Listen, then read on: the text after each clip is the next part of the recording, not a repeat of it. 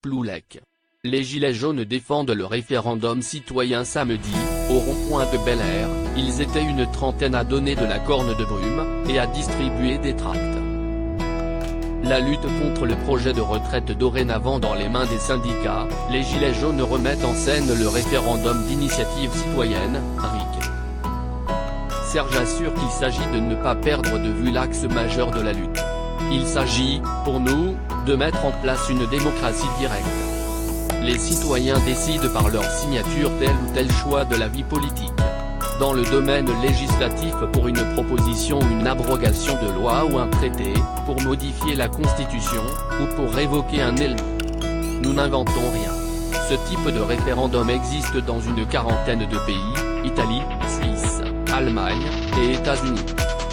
En avril, Emmanuel Macron a refusé de mettre en place ce système au profit d'un RIP, référendum d'initiative partagée, impraticable. Erwan, après avoir milité sur les ronds-points, souhaite s'adresser aux futurs élus des municipales. Plusieurs élus nous écoutent et nous approuvent, car nous faisons vivre et évoluer la démocratie locale. Nous allons être présents lors des réunions publiques à venir.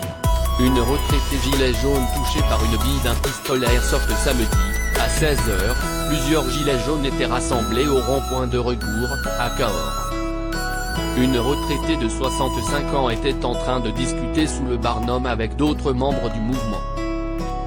Nous parlions et nous avons entendu une détonation. Une personne proche de moi m'a dit qu'un projectile m'était arrivé dans le dos. J'avais des pulls, une doudoune. Il y avait la trace d'un impact. On a cherché, nous avons retrouvé une bille au sol, confie-t-elle. Un autre gilet jaune avait vu un véhicule faire le tour du rond-point, se diriger vers le pont. La police s'est déplacée sur les lieux après que des gilets jaunes l'ont appelé.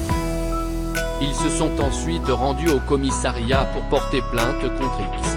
Celle-ci a été enregistrée mais transformée en plainte contre personne identifiée. Les policiers nous ont indiqué que la bille provenait d'un pistolet à airsoft. Dans la foulée, ils ont visionné les vidéos de caméra surveillance de la ville, identifié le véhicule, sa plaque d'immatriculation.